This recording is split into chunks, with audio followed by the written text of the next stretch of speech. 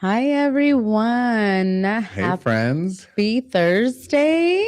We're back. For anybody that's new joining, it is SalLynn Duran, and I am sitting here with Brandon Beston. We are Spill the Tea. Build the Block. And we have a special guest speaker this evening. Yeah, Ryan Belinak. Hi, guys. Thanks for being with us, Ryan. Yes. Thank you. Thanks for the invite. Yeah. So, Ryan, tell us about yourself. Why are you here today? Oh, goodness gracious. Why am I here today? Well, I'm the director of growth and development at Keller Williams Downtown. For everybody on this tonight, I have the pleasure every day to get to work with you guys and sing your praise because you're both such rock stars. So thank you. So I'm super honored to be here tonight and to get to be in on this conversation and chat a little bit about the market and a little bit about the industry and the career and all of those kinds of things. Yeah. So we'll get into that in a moment, but we've been off for a couple weeks. So Yes. SalLynn, what have you been up to? How'd you spend your last 2 weeks? Summer's been super busy as always for me, a mom of 3 kids. Our summers are just jam-packed with events, graduations, parties, baby showers, birthday parties, camping trips, all of the things. So just really enjoying my time with my kids and my family this summer.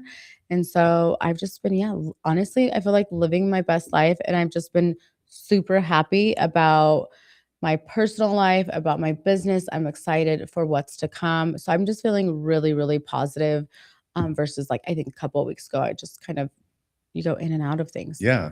So it's been busy. That's awesome. Summer. I've been in the sun. That's the awesome thing about this career and this industry and our lives that we're building is that we get to live magical, beautiful lives. Yeah.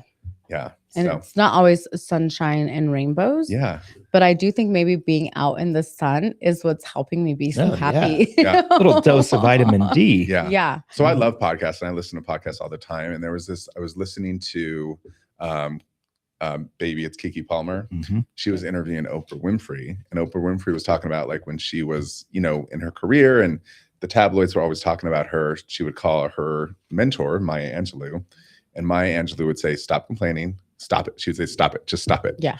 She says, "Say thank you. The cloud that you're in is preparing you for the rainbow that you're about to experience." Mm-hmm. Which I I thought like was really That's awesome. cool. Yeah. It's good perspective. So how have you been? What have you been up to? Your birthday, happy birthday. Happy birthday. Yes, she turned 30/11. Nice. 41. 41, yeah. Where did you go? How yeah. was it? Seemed like you had a blast. I had the best time. I went to Provincetown, which is one of my favorite places. And I have a place there, and I brought some friends from Denver. Nice. So there was 9 of us total, including me, and 5 of them had never been to Provincetown before. So it's amazing to, to show people the one of my favorite places and like show them all the things that make me happy and why I love it. And they fell in love with it and they can't wait to go back. So that's exciting. I had a lot of fun, met a lot of new friends. It was Bear Week, which is one of the busiest weeks in Provincetown, and just the people, it's so, yes, we're all on vacation, but it's just like how it's like an example and a little taste of how the world should be, where everyone is just nice and beautiful and friendly and happy and all the things. So it was really amazing. We have to go. I've never been. So. Yeah, you should not. Yeah, you can go anytime, but Bear Week's a little wild. Yeah. So Ryan, what have you been up to in the last couple of weeks? I know this is your first time on the podcast, but gosh, what have I been doing on the past couple of weeks? I would kind of echo what both of you guys have said. It's been a great summer.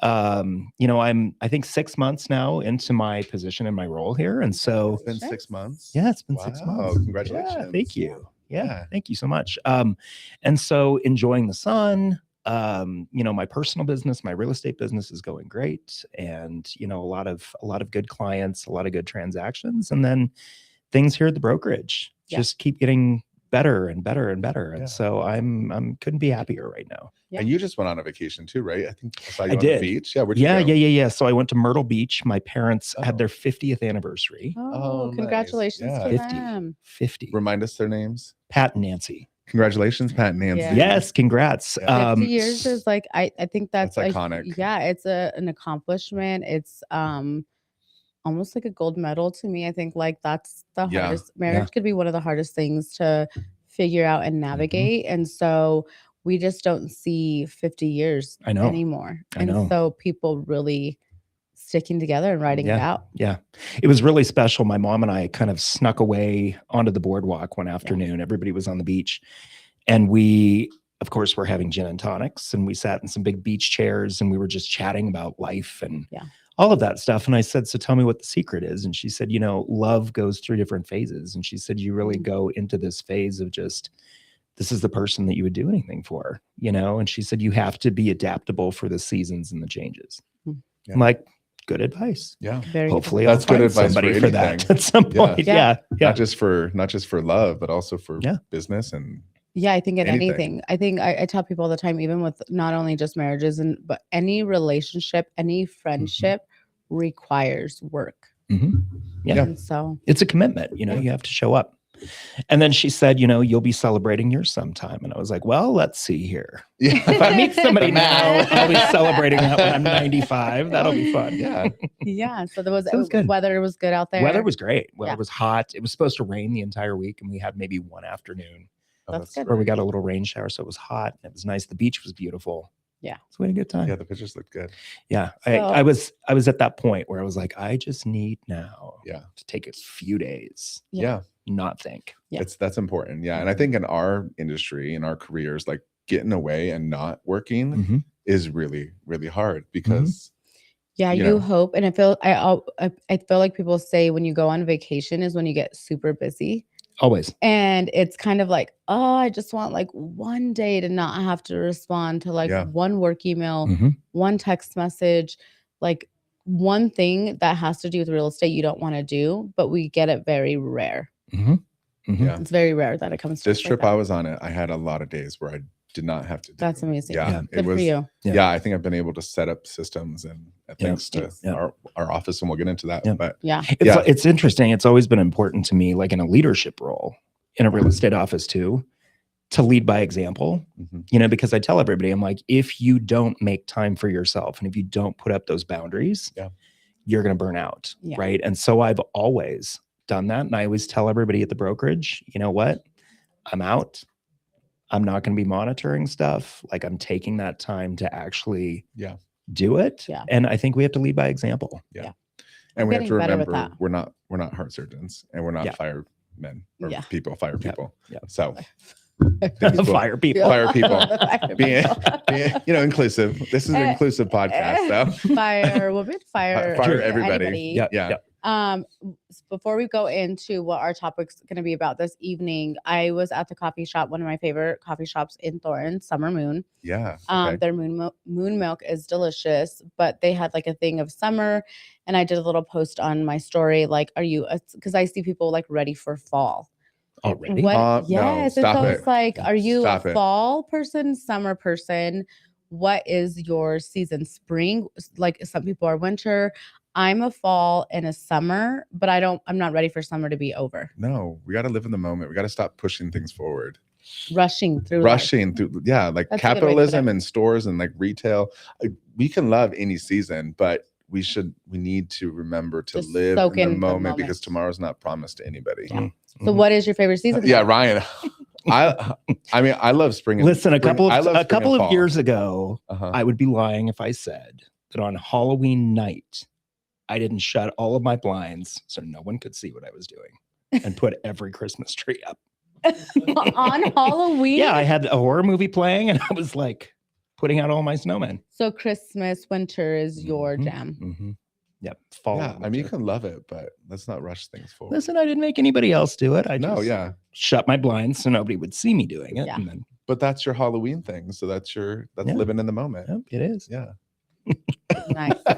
Like I'm watching this conversation happening and being like, No, you're good. Yeah. All right. Should we get into it? Yeah, let's get into it. Before we get into our questions, Ryan, tell us about your background. Sure. Tell us how, a little bit about yourself. A little bit about yourself and how we got here today. Sure. So this year, 2026, is 22 years since I've been in Denver. I grew up in Montana, grew up in a little farm on Montana, and loved farm life. Animals and everything. I think we had 2 rabbits and like maybe a horse. Okay, so more something. So it was more like dry land, farming, corn, those kinds of things. But It's so funny because I tell people this a lot. I grew up in just a really magical place. We had our farm. My grandparents lived next door. My cousins and aunts and uncles lived across the field. And so, you never realize how special that is. And they don't have that. Yeah. And so I really grew up in a way where we appreciated things. We were always kind of shuffled out the door, go climb a tree or play with a stick or do whatever and entertain yourselves. And you really kind of learn to appreciate simple things. But of course, that was never enough for me. So growing up, I couldn't wait to get out of Montana. I craved people and energy and a city and all of that. So I graduated in 2004. My background's psychology, English, those sorts of things. And I think it was maybe a week. I had interviewed for a position down here and I was so ready to leave that I just, within a week of graduating, was on the road in a U-Haul and down here. Gone. Big risk. I didn't know anybody here. I took a job. It was packaged with a really pretty bow. It was supposed to be a marketing job. Mm-hmm. And instead I was a slumlord. I was leasing Section 8 housing, little studio apartments and all of those kinds of things. And so I kind of fell into real estate. Yeah. It was never what I kind of set out to do. Mm-hmm. But, what do you do new out of college? It's like you're building work experience. You're doing all of those kinds of things. And so I kind of, if I ever do anything, I do it all the way in. Yeah. I never do anything half-assed. And so, I was like, okay, I'm going to make this work. And so I did property management. I found a dead body. I busted a meth Ooh. lab. I broke up a couple of very scandalous rings of people. This is like a new podcast series. I know, right? Things you never knew about the guy upstairs. Yeah. So I've never seen a dead body. Never want besides to. like on TV, like little glimpse. Yeah, and really. Mm-hmm. But I was like, I'm like homicide detective is like my thing. Mm-hmm. It's not as glamorous No, as they I show know, you on but I TV, would like to SalLynn. see just like one. Oh my God. Just I don't know. It's a weird. Maybe just go Have you been to to like a funeral? mortuary or something. Yeah, go to a funeral with an open casket. Yeah, I know, but like in action, not in action, but like. Okay. Okay. So Well, you've seen. I'm sorry that I just made this weird. You've No, we're seen a good. dead body and Yeah. you've meth labs. Yeah. So And that's a disclosure in our contracts. yeah. If you've ever cooked meth, you have to disclose. Yeah. So I had a lot of time when I first moved here. Yeah, I'm like, what in the hell am I doing? Where am I at? Like, this is not what I anticipated it being. The other part of this whole story was that I also set out to come to Denver to really find myself. I'm part of the LGBTQ community, and Montana was not at that point a place that felt safe. Yeah. And so it was like, I need to go to a place where I can figure this out on my own terms. Mm-hmm. And I think that was also a drive. I could have probably folded pretty quick and packed the van back up and moved back to Montana. Probably should have a few times, but it was like I was kind of creating a world and a life for myself and finding myself here. And so kept doing that. And then of course I kind of climbed the ranks. I left the first company that I was at, and then I went into luxury leasing and property management, and became a junior partner in the company and a leasing manager and a marketing manager and all that. I moved up pretty quickly. Yeah. And so that was kind of the background. And then I left that in 2006 and got my license and went to work for a luxury condo development. And that was kind of the start of my real estate career. Yeah. Great time to be getting a license too. Did you ever think you were 2006? Oh yeah. 2006. Yeah. 2008, from yeah. the It was market? just as everything Yeah, started that to was slump. time. Yeah. Yeah. It Smart. was a good time to buy if you could buy Oh yeah. at the time. Yeah. Yeah. I Yeah, wish I yeah, would have yeah, bought yeah. it. I So- wish I would have had some money to buy some things. Yeah. Yep. So, it's just one of those things. I think how we got here today Yeah. to be sitting here and having this conversation, and me being a leader in a real estate brokerage, this business takes so much tenacity. It's hard work. Mhm. It's showing up. It's not letting a setback completely just eradicate your dream of where you want to go. Yeah. And if you push through it, it's like you just never know how far you can go. Yes. The doors open up. I never really had leadership on my bingo card in real estate, but it just became something where I was able to use my psychology skills and the background and all of that. And so that's somehow where we are 22 years later. Great. Yeah. And that's what we talked about, I think, a couple episodes, how real estate has, neither one of us our degrees are in something completely different. But I think how real estate has really the opportunity, it's life-changing. Yeah. You know, real estate was life-changing for me, but then also, I think I spoke on this, is like at one of the team meetings is Keller Williams joining our office 3-4 years ago now. It's been life-changing. And some really cool thing about real estate and what we do. Yeah. And the other piece of it also is it's so fulfilling for us. But at the end of the day, I know that we're all in this also because you get to change lives. You get to change lives. You get to help people find, I hate when people talk about houses. Yeah. It's a home. Yeah. And especially working in the luxury market, you get into big homes. Yeah. And you have to remind people this is still somebody's sanctuary. This is still somebody's safe place. Yeah. And it's like when life gets really tough, there's one place that they go to in that house to feel safe. Yeah. Or multiple. Absolutely. And so you're creating that. You're creating something and helping them see that it's more than just structure. Yeah. I think something about this career that I didn't realize when I got into it is that it's really about who you become. Like, I just feel like I've just become this like bigger thinker, like, because you're surrounded by all these people that are dreaming big and thinking big and have such a perspective. Like one of my mentors talking about, it's not a house, it's a home. One of my mentors, Mike Sinicola, he says that our job is so important and you have to take your job so seriously. People trust you. They give you a key to the house that they put their kids to bed in. Like it is that's how serious this job is. Yeah. Love it. So, all right, let's get into the questions. Okay. So as you said, you grew up in rural Montana, and you made the leap to Denver after college. Is it anything like Yellowstone? Oh God. Like the show? I mean, I just want the to national park or the show? The show. I just want to go to Montana. It's never been on my list of places to go, but after the show, I'm like, I want to go. Okay, so let's maybe I'll find Beth out this. there. Let's dispel one myth. Like, we don't hitch our horses to poles when we go to school. Okay. Yes. Is it like that? The setting, the surroundings, all of that. Montana is one of the most beautiful places you can ever go. Okay. But I think we're a little bit more evolved than some of what's on Yellowstone. Okay. Never seen it. Yeah. People come there and they kind of let my parents just get infuriated. Yeah. My mom's like, oh my God, these people think we're weirdos here. And I'm like, no, you're good. Yeah. Okay. Oh no, sorry. when I lived in Philadelphia, they were like, and I told them I was from Colorado, they're like, do you ride a horse to school? Like, see, I grew up in a city.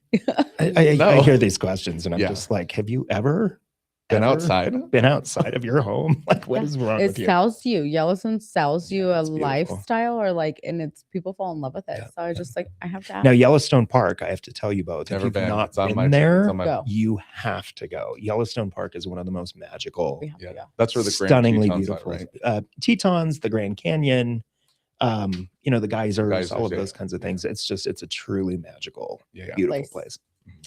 Okay. My last interruption. Well, where as I was saying, I drank an Alani before this. So I'm all, woo.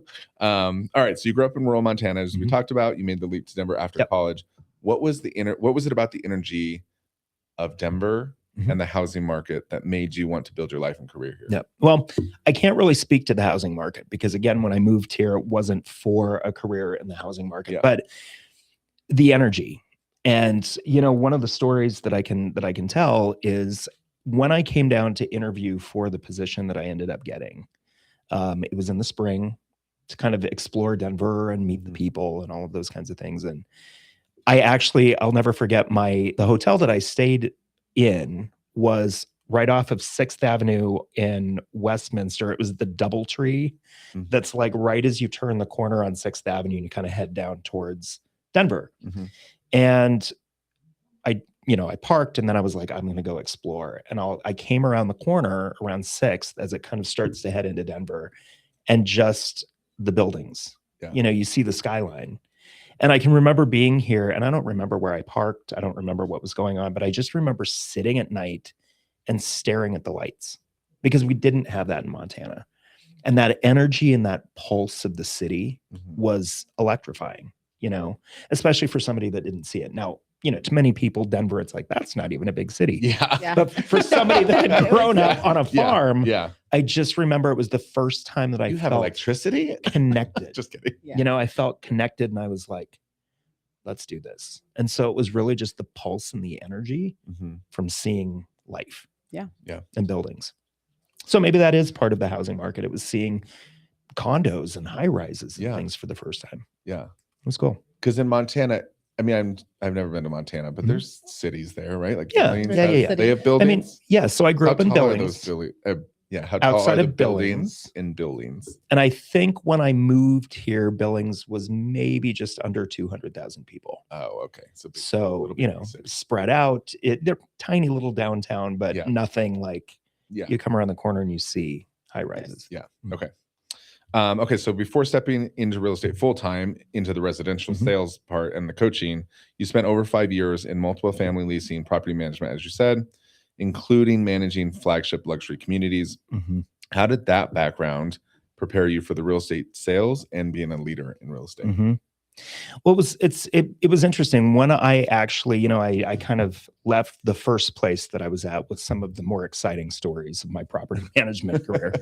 And I went to the Seasons of Cherry Creek in Cherry Creek North. I did a lease up there, much higher rents than I had ever seen. Yeah. And then I went from that property to 1600 Glenarm Place downtown. At that time, 1600 Glenarm Place, I think, had the highest rents in like a 4-state radius. Wow. We had valet parking. We had, amenities that were more like a hotel style. And that was kind of the direction that multifamily housing was going, where they were creating very luxury driven and amenity driven properties.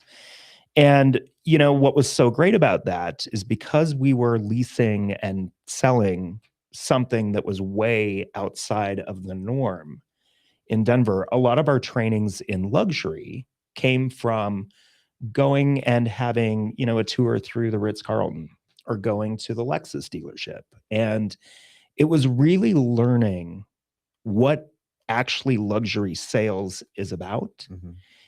It's about the experience. Yeah.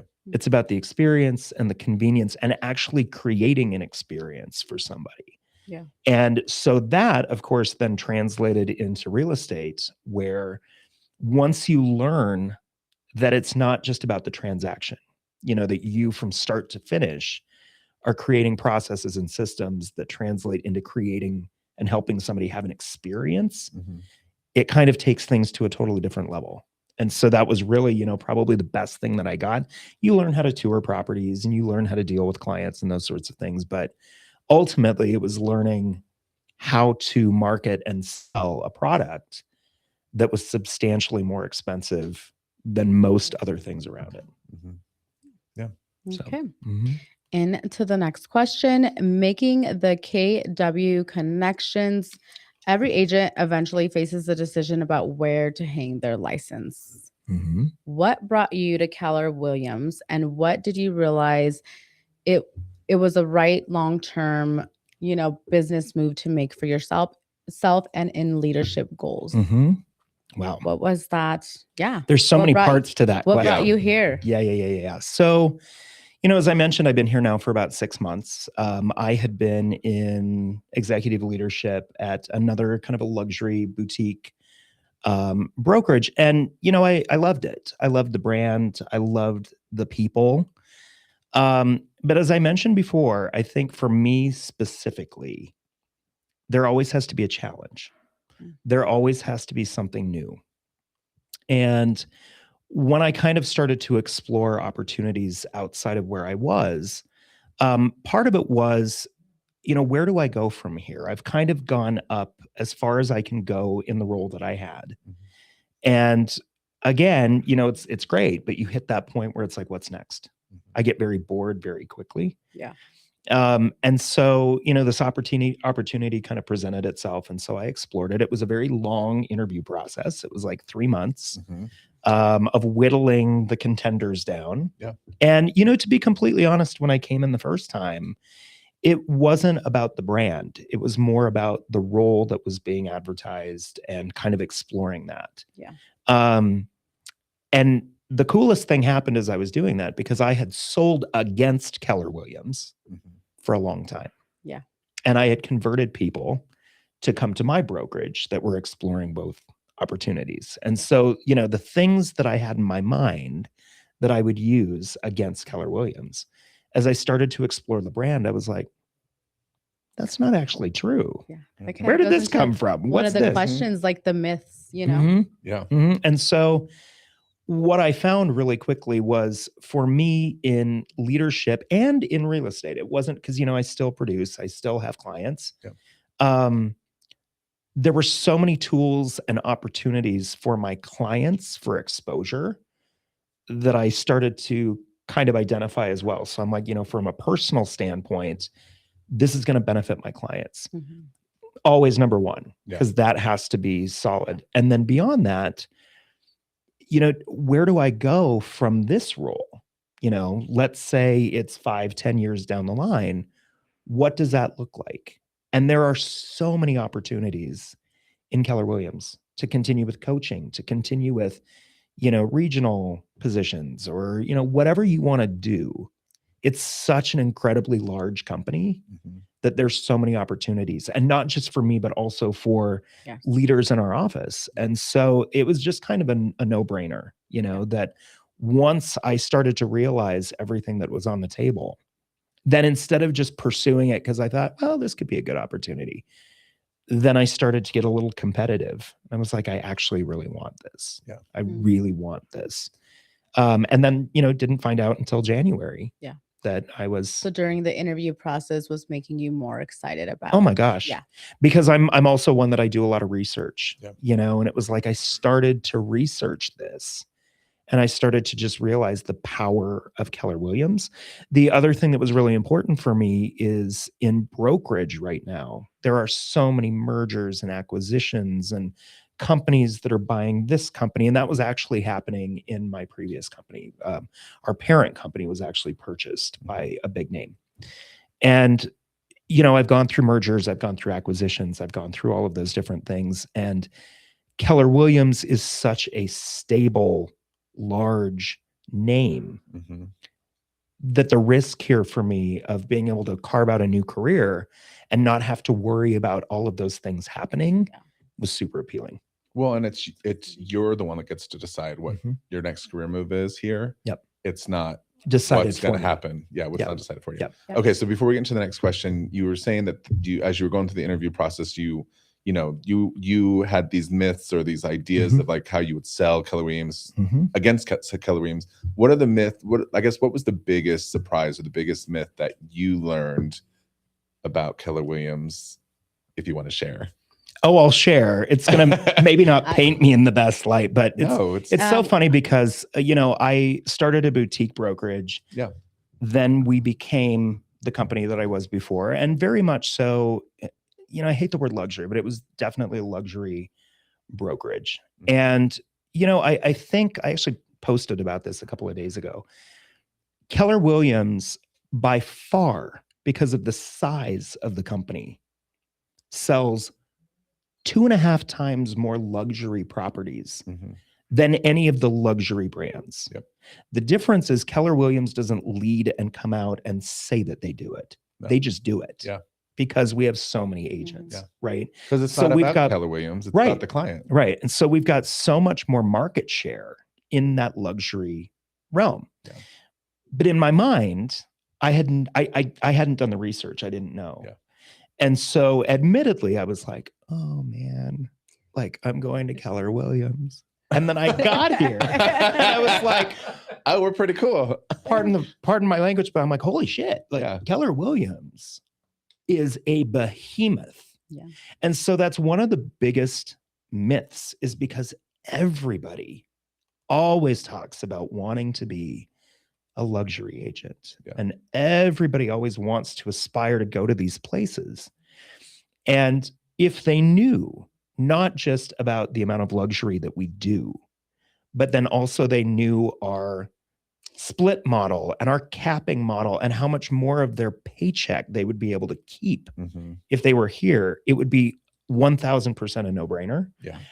Which is fine. It's like, yeah, we're not a good fit for everybody. I don't want everybody here. Right. But well, that was, and that makes me sound a little hoity, I think, when I started to look around. Yeah.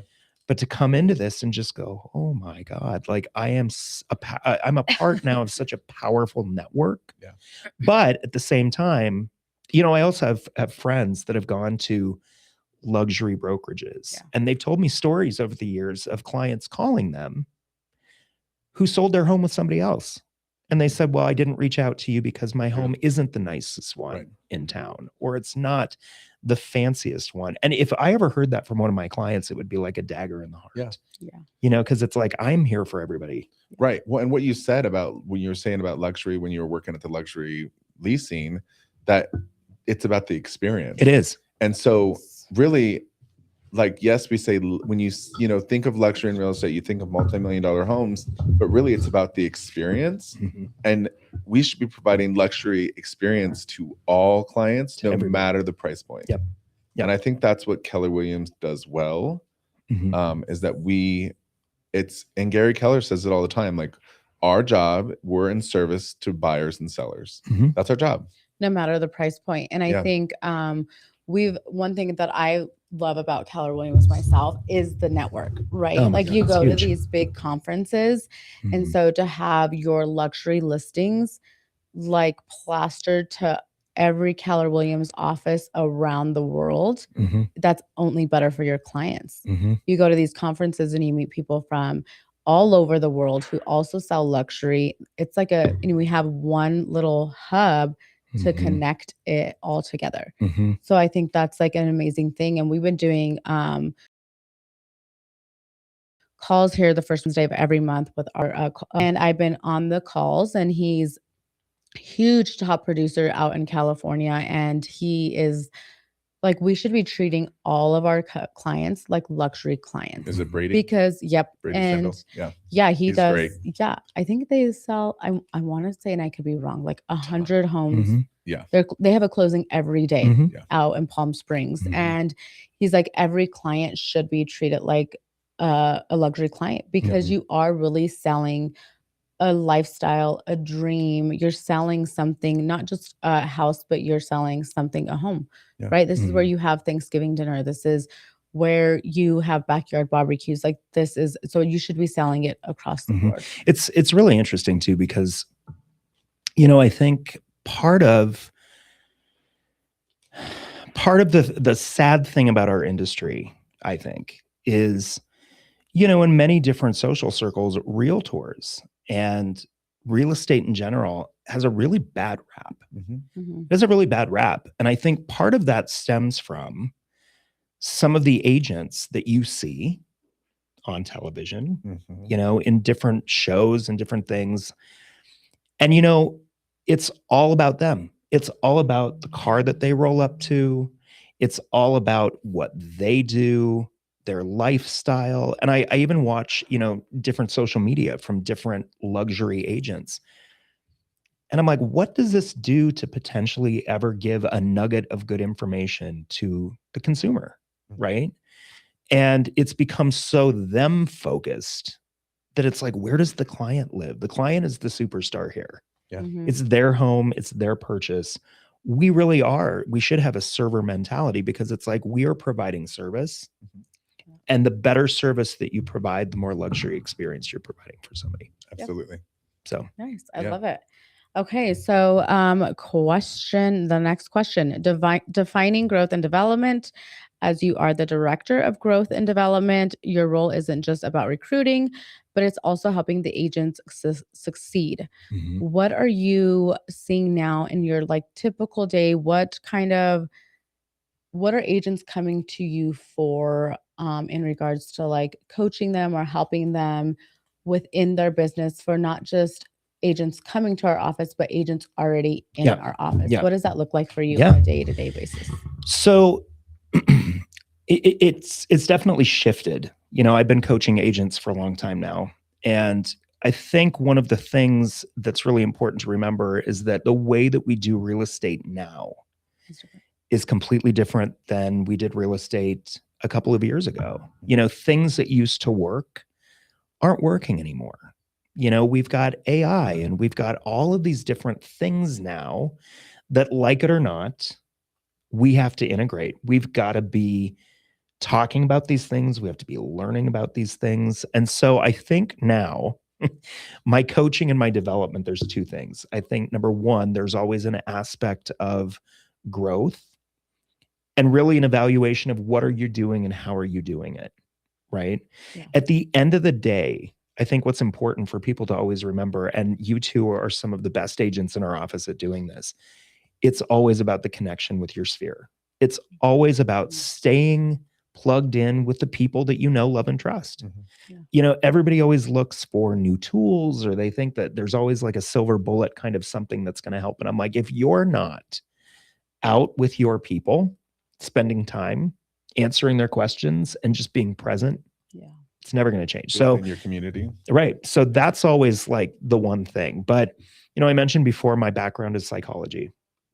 And I think that that was unknowingly one of the best things that has served me in a leadership role, because so many people are stuck, and they're stuck in their own way and stuck mentally. You know, the market's changed, and, you know, unfortunately, we hear so much negativity about what's going on, and agents, unfortunately, sometimes get caught up in that same cycle. And so much of it is really a therapy session, you know, and then also pushing them and helping people realize how far their dreams can actually go, you know. But, you know, as a producing agent, you know, our businesses always have little periods where it's like, oh my gosh, I had 2 deals fall apart. Oh my gosh, something, you know, I thought I had this listing and I didn't. And it's really easy for agents to get stuck. And so sometimes when they come to me also, it's more of a therapy session for just saying, you know what, it's okay to feel that way. You know, rejection doesn't always feel good. But until you help them move past that, it's really hard to say, you're not making enough phone calls. You're not out with your sphere enough, because they're stuck, right? Yeah. And I think that that's the biggest thing right now, is helping people get unstuck. Yeah. And I think I appreciate that, because we've been talking about in our masterminds, our team meetings, our classes and our trainings, you know, for years we've been focused on coaching on like sales. And it's really not sales, right? It's real life stuff that agents are facing, clients, buyers, and sellers are facing, real life changes. And it does also come back to that like mental health state of like, we got to start having those conversations around those, like what we deal with as agents, right? Like everything just gets piled on. We get stuck and not really knowing how to navigate that, other than like, oh yeah, go do more of this, open houses, go do more of this, but really getting, you know, your mental health corrected first before we can you have to take care of yourself first. You have to take care of yourself first. You know, the other thing that happens a lot of times is, I think when agents do get stuck, for many people, not for everybody, but for a number of agents, you know, the last thing that they want to do is go sit in a top producer mastermind and listen to all of the wonderful things that everybody has going on and feel like they're the ones that are stuck. You know, it's like a lot of people avoid the masterminds or coming to the office because of that. Yeah.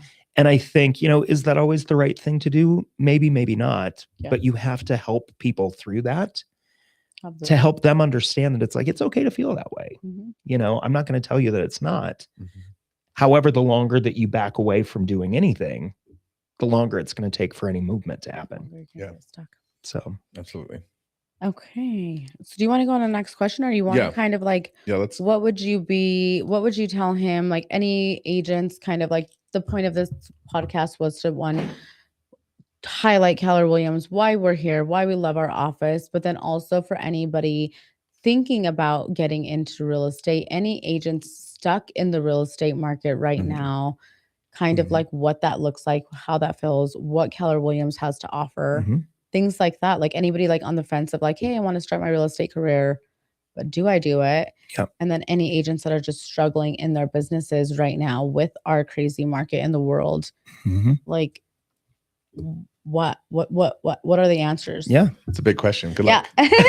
Well, there's like 20 questions in one, which is all good. No, that's me. First and foremost, I think, there's two different parts of this. I think one of them is somebody considering getting into the industry. Yeah. And I've already mentioned, like, when I got into the industry, it was probably one of the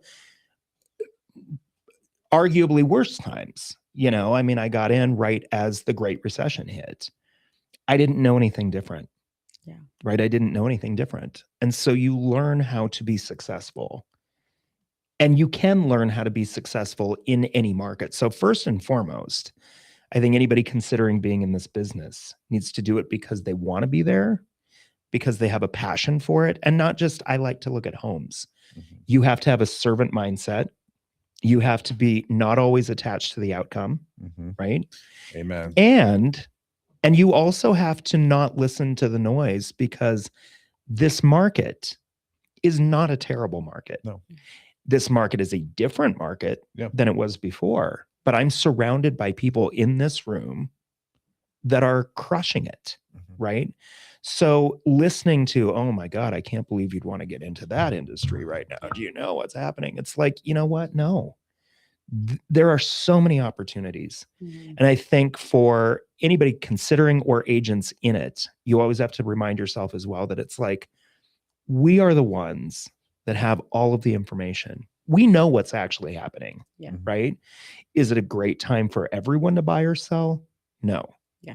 Is it a great time for a number of people to do it? Absolutely. Yeah. Yep. And so we have to be the positive voice. So that's what I would say for people kind of considering getting into it. But I think there's a couple of things. Number one, you have to look at, what are you actually doing? Are you showing up? It's like, this is hard work, and you've got to have a grind. You've got to have a system that you show up, and you're always looking for business, and you're putting yourself out there. But then the other thing that I think is important is you also have to look at the support that you're getting from your brokerage, right? If you're walking into an office that's crickets and it's empty, I hate to say it, but it's like that collaboration now, and being surrounded by people that you look at. Exactly. Collaborate. Yeah. Being surrounded by people that are in the office and are doing the activities and are working hard. I mean, I'm going to tell you, if you're stuck and you're an agent that's been in the business for 2 or 3 or 5 years, you're not doing something right, because we have agents. We have an agent in the office that's had his license for 3 months and has 2 listings already. The difference is he shows up every day. He comes in. Open heart, open mind. He pours himself into whatever he can do. He spends time reaching out to his sphere. And so if you've got somebody brand new, not just to the industry, but also relatively new to the city, that can come in and do that, then you're not getting the coaching and the support and the training and the help to push you forward. Because if you are and you're doing the work, people are succeeding right now. Yeah. Something you said is like, you always have to be out there looking for business. And I would push back on that a little bit, is that, like you said, we have all the info and we're in the service industry. So we should be out there providing information to people. True. So that the business can find us. Yep. Because like you said, it's not the right time for everybody to buy or sell, but it is the perfect time for a lot of people to buy and sell. And so really, if you're out there providing the information and providing value, coming from contribution and knowledge, actually knowing what's happening, then the business will happen. And that's what we both do. And I think that's why we're both having a great year, even though the market is tough or whatever. Yeah. I think the interest rates, right, has been the biggest thing, and the biggest talk for agents stuck in their businesses are just buyers and sellers sitting on the sidelines. The rates have been what they are now almost 3-4 years, right? Like we just have, like, it is what it is. And it's just like, you have to just pick up and keep moving. Rates define, they are what they are. Yeah. So either you're going to do it or you're not going to do it. And it's like, how bad do you want it or not want it? And how bad are you willing to work for it or not work for it? And both a seller, buyer, are as a real estate agent. Like they just, It all has to work together. I feel like we just skipped over a few questions. Yeah. There were more in there. Yeah. There was like a lot more. There's where we skipped out on a whole lot of. Do you have something else to? Well, so I think, I mean, obviously agents that are stuck, you know, the other thing too, that I think is really interesting is I think a lot of agents are stuck also. They're in places where they've been promised things that just aren't being delivered upon. Right. And I say this because I've interviewed agents at different companies for a long time. Yeah. And, you know, a lot of agents come in and all they care about is their split. Yeah. All they care about is their split. And they may have a super generous split. And they may have all kinds of, you know, tools and all of these different things, or they may not get much for it. But they're so tied to something that they don't realize that it's like 90% of nothing is nothing, right?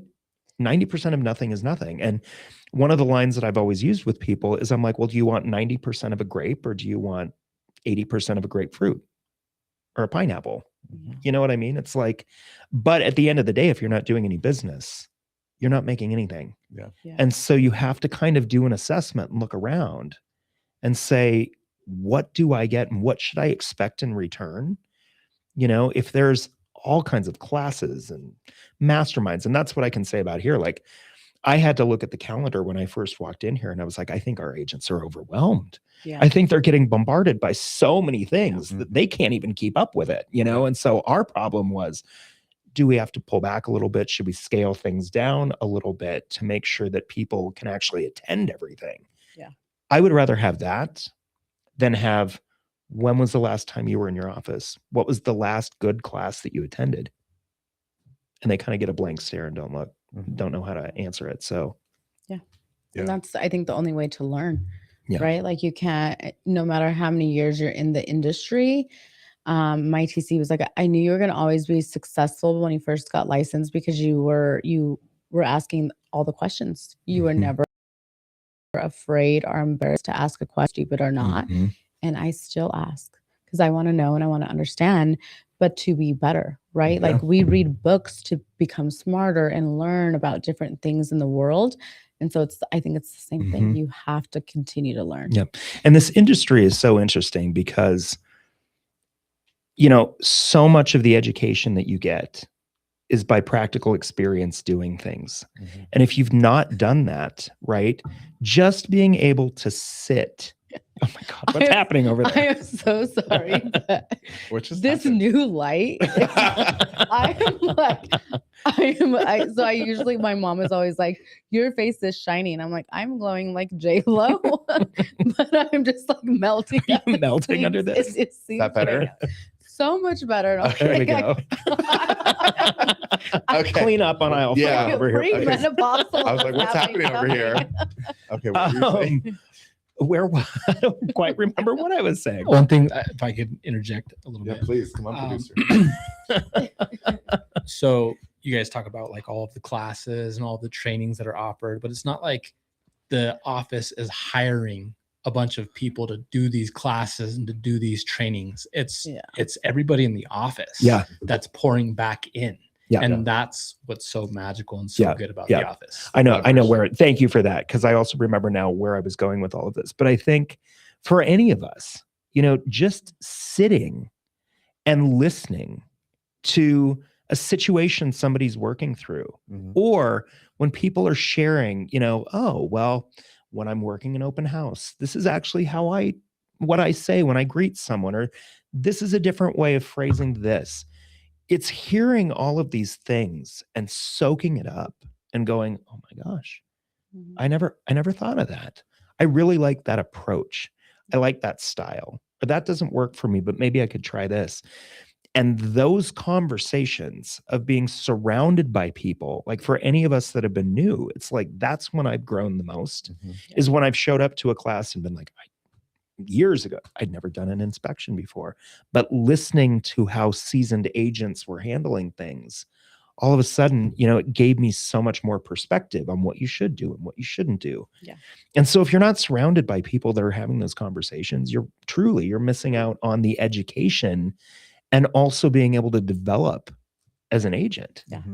Yeah, I think collaboration is key here. I see, like, I watch all the Netflix and the Selling the Sunsets, and Selling all, the Sunsets. Selling the there's, like, Sunsets. selling all. Can the you imagine if we sunsets. dressed like that? Yeah, no. Is that okay? Right. Can we dress like that here, Ryan? Well, yeah. You know what? Dress how you you guys want. dress Dress however you want. how you want. You But do you, boo. I think and one of the ones in New York, I think it's Selling the City or something. I don't know what it is, but they're so competitive in their office, and like, oh, you got that idea from me, or like, and I'm just like, that is so weird to me, because I'm like, I'm here as an open book, and any new agent, I'm like, this is here. I'm gonna send you my link. This is just copy and paste. Just do whatever, because that's how you learn, is by the collaboration of like, this is what I'm doing. It's working for me. Here is literally the blueprint of what I do. Take it if you want to take it. Yeah. And so I'll never forget the very first meeting that I was at when I was actually introduced to all of you guys. It was right before family reunion. Family reunion, for those of you that don't know, is like the yearly mega conference that Keller Williams puts on, international conference. Yep. I had been here 2 weeks and went to that, and I felt like I was boarding the mothership. Yeah. I've never seen so many people before in my life. But I remember we were kind of prepping for that. And one of our agents, Sean, who's on the ALC, has really perfected a referral program. Yep. And has like not just perfected the program, but come up with an entire thing. And I was sitting there, and he put up on the screen, here's what I hand out. This is exactly how my program works. This is this. And I remember watching it, and I was like, that is so generous to perfect that and share it with every agent in this office. Not because it's territorial and because he's trying to, cover it up and hide it for himself, but because there's plenty of business to go around. Yeah. And if it helps other people, it's going to bring more life to the office. It's going to bring all kinds of things. And so that was literally what I walked into the very first meeting. And I was like, this. Yeah. Well, and again, this was we're right in decision. the service industry. We're here to serve our clients. And if we can help each other serve our clients better, why would we not do that? Because my clients are my clients, your clients are your clients, your clients are your clients. And the more connection we happen. If you can provide a better service and build a better reputation for our industry, why would we not want to do that? Yeah. Yep. Yeah. All about connections. All right. I know we're going long today, but this is our season finale. I don't know if we said that at the top. This is season finale of we said it season 2 weeks 1 ago. Oh, we did. all Okay, forgot. perfect. Okay, so let's just get into. I'm gonna skip down to the myth busting question. Yeah. What is one common piece of real estate advice that you think agents should completely stop listening to? It's a bad time to get into real estate. I hear this all the time. Why would you do that? You're going to leave a paying job to go into this. This real estate is always, there are careers that are born in whatever people perceive to be good markets, bad markets. And so stop listening to the noise. Yeah. And do it. Yeah. Okay. Short and sweet. Short and sweet. All right. Okay. So the next question is, what does building the block, create long-term community impact through real estate mean to you personally? I think it leaves in for me, what it means is leaving a mark and a legacy beyond just the transaction, right? Again, for us, Brandon, in the LGBTQ community, it's such a special thing because when we help somebody find home in so many different ways, we're helping them also a safe place to be themselves. We're helping them find neighborhoods. We're helping them find, resources and things that are important to them. But, for me, that's always been so important because in many different areas and different, countries, all of those things, you don't feel safe. Mm-hmm. And so being able to create that, not just for our community, but then to really identify what that means for everybody. Yeah. Mm-hmm. Because everybody in your sphere is your community, right? But I think when you look at things like, again, this is their safe place. This is the place where if they have family that won't talk to them, if they have been, kicked out of a church or whatever that looks like, this is the one place that they have that they get to own, create home, create generational wealth in, but also this is a place that they get to be safe. Mhm. And I wish that more agents would look at that impact that they have, because it goes so much more beyond. And to me, that's community. Yeah. Community is creating a place and a network where everybody feels like they belong in something. Yeah. Absolutely. Yeah, I think it just goes back to the why, right? Anybody could get into it, but if you don't have a reasoning or a passion or a real reason for why you're getting into real estate, you might not be as successful or might be harder for you to navigate. But once you come up with why you're doing it, then sky's the limit. Yeah. From there. It's so weird when I coach agents. I always kind of like, especially brand new agents, I'm like, when I interview a buyer, I think they look at me like I've got like 3 heads, because I always tell them, I'm like, I ask some really weird questions. What time do you like to get up in the morning on a Saturday morning? Yeah. Right. What time do you like to sleep into? What's the one place that's most important for you in your home, and blah, blah, blah, blah, blah, because it's my job. If somebody says that they like to sleep in until 1 p.m., right? What a dream. On a Sunday morning. I wouldn't even know what that feels like. But, they work nights and they like to sleep in, and, they're this and they're that and whatever. Am I going to put them in a 2-story all glass condo facing east so that the sun beats in on them every morning? Yeah. You know what I mean? Like, Yeah. you think of those things, and because as people are looking and they're seeing stuff, it's up to us to go, okay, let's revisit this. Let's look at this. This could happen. What about this? You mentioned this. So I don't want you to think today when you walk in and you go, oh, this is the coolest place I've ever seen. I want you to think how this would feel on a Sunday morning if you keep waking up with the sunlight in your face. Yeah. Would that be okay for you? What's the experience? You know what I mean? And so again, it's like helping people be reminded of what that dream looks like. Yeah. So yeah, it's not just a pretty Yeah. cabinets or how are you going to live in here? Yeah. How are you going to experience living here? Yeah. No, I like that. I just learned something. I think asking those questions to really pinpoint back to like when they're looking at certain homes, like thinking longevity, not just for now. Yeah. And happiness. Yeah. Awesome. Yeah. Well, thank you so much for thank you joining for us. Oh my joining. gosh. Hope you had fun. feel We hope you had bad. Like I Why? just took You did the great. microphone a couple of times and it was No, like, you did great. let's go. But this Yeah. is, I This also has have to been say, our longest episode, but I feel like it's hard because we've an left out important so many. Yeah, we have so many more questions to ask. So maybe we even do a part 2 at some point Yeah, for season season 2. two.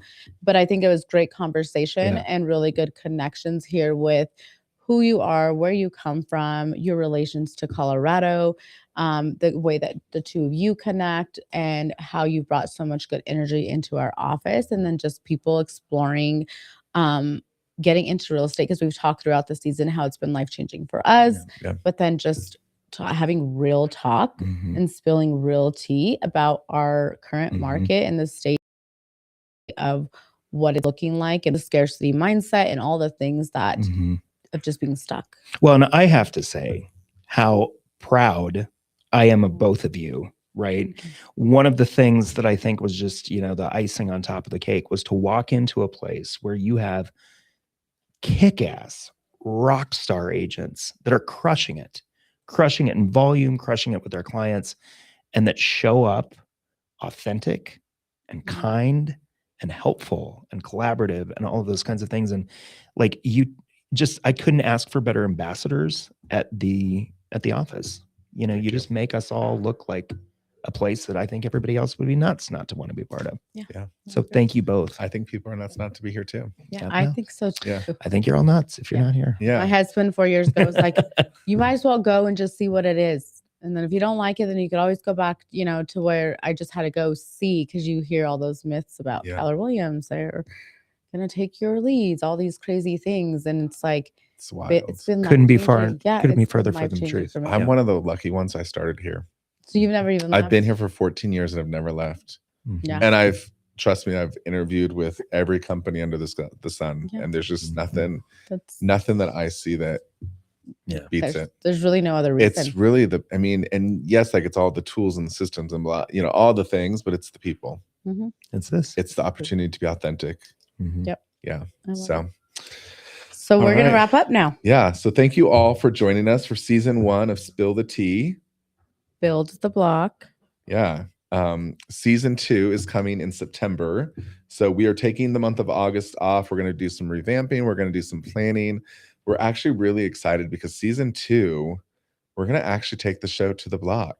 Yes. Yes. So Yeah. what does that mean? That means we're going to be not here in this room doing our live shows, but in the community, talking and sitting with the communities we serve and doing our shows there.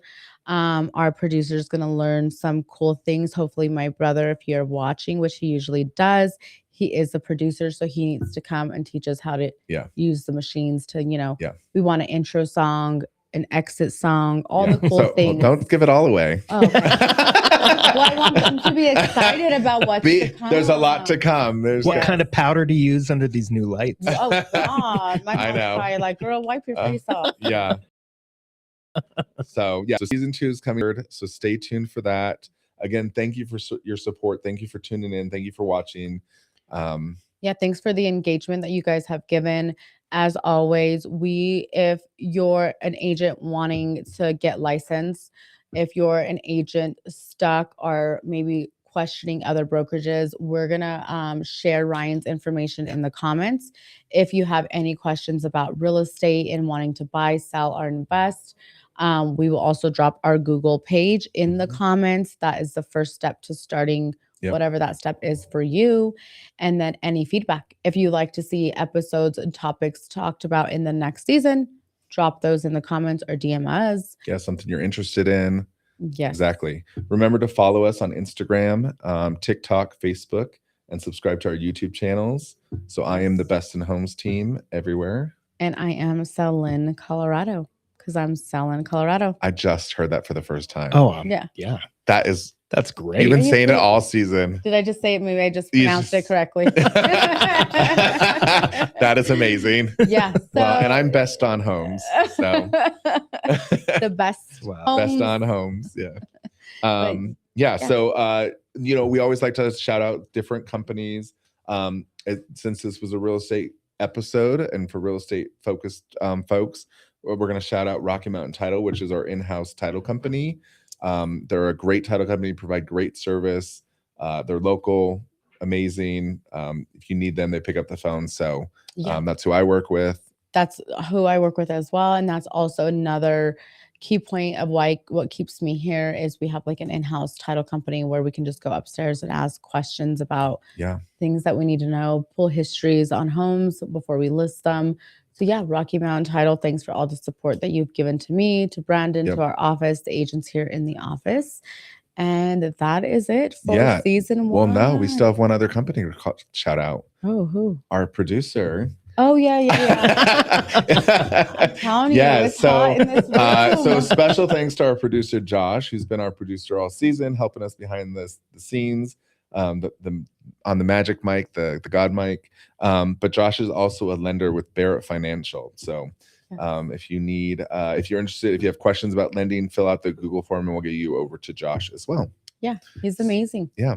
So again, thank you for sticking with us for a long episode. Thank you for being with us, Ryan. Oh my God, thank you guys. Yeah. Season 1 of Spill the Tea. Build the Block. We did it.